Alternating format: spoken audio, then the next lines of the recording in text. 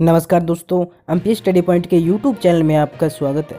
दोस्तों, इस वक्त नेपाल से बहुत बड़ी अपडेट निकल के आ रही है। दोस्तों, जैसे कि हमें पता है कि जो नेपाल है वो एक विकासशील देश है और नेपाल अपने देश का विकास करने के लिए हर संभव कोशिश कर रहा है। हर क्षेत्र में नेपाल अपना हाथ आजमा रहा है। इसके अलावा पीछे कुछ दिनों पहले मैंने आपको बताया था कि नेपाल में अब औद्योगिक नगरी का निर्माण किया जाएगा, जहाँ पर बहुत से उद्योगों की स्थापना की जाएगी और वहाँ पर लोगों को काम भी दिया जाएगा, जिससे नेपाल की आर्थिक स्थिति में काफी सुधार आएगा। इसके अलावा नेपाल अब एक और नए उद्योग की स्थापना करने जा रहा है नेपाल में, जिससे नेपाल की कृषि में भी सुधार आएगा और नेपाल की आर्थिक स्थिति में भी बहुत सुधार आने वाला है। तो चलिए देखते हैं इस बार नेपाल ने कौन सा नया हाथ आजमाया है और इससे नेपाल को कितना फायदा होगा। इसके अलावा इस उद्योग की स्थापना कब की जाएगी व इस पर कितना खर्चा आएगा, पूरी खबर मैं आपको बताने वाला हूँ। तो वीडियो के अंत तक बने रहें। साथ ही अगर आप इस चैनल पर नए हैं तो चैनल को सब्सक्राइब करके बेल नोटिफिकेशन ऑन कर लें, क्योंकि दोस्तों इस चैनल पर भारत और नेपाल से जुड़ी हर खबर आप तक पहुंचती है सबसे पहले।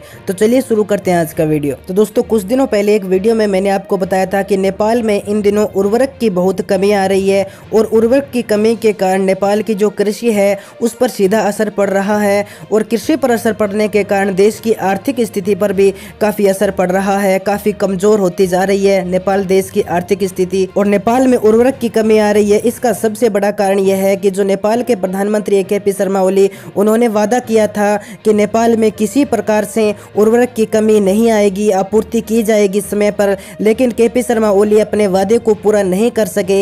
इसके चलते नेपाल में उर्वरक की काफ़ी कमी देखी गई और इसी कमी के चलते नेपाल ने बांग्लादेश के साथ एक समझौता किया था, जिसके तहत बांग्लादेश से नेपाल के लिए उर्वरक आना था और इसके लिए भारत ने भी नेपाल की काफ़ी सहायता की थी इस प्रोजेक्ट में, क्योंकि जो बांग्लादेश से उर्वरक आना था वो भारत की जमीन से होकर आना था और इस मामले में भारत ने भी नेपाल की काफी मदद की थी। लेकिन इस बार नेपाल कुछ हटकर करने वाला है। जी हां दोस्तों, इस बार नेपाल अपने देश नेपाल के अंदर ही उर्वरक उद्योग का निर्माण करेगा।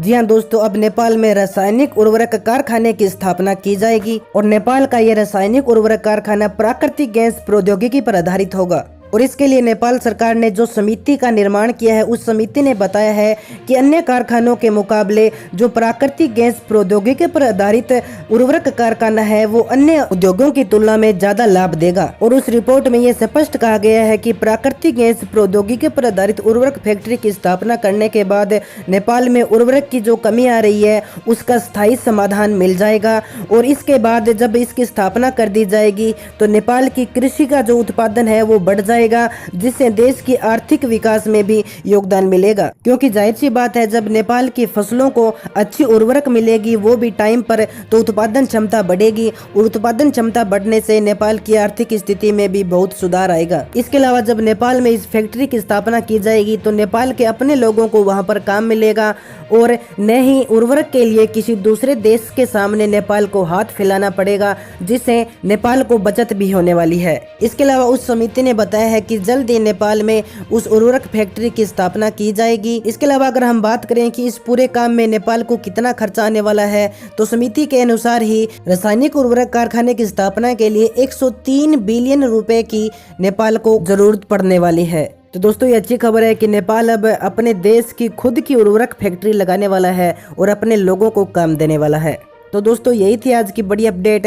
इसके अलावा अगर ये वीडियो आपको पसंद आए तो अपने दोस्तों के पास शेयर जरूर कीजिएगा और चैनल पर नए हैं तो चैनल को सब्सक्राइब करके बेल नोटिफिकेशन ऑन कर लें, ताकि भारत और नेपाल से जुड़ी हर खबर आप तक पहुंच के सबसे पहले।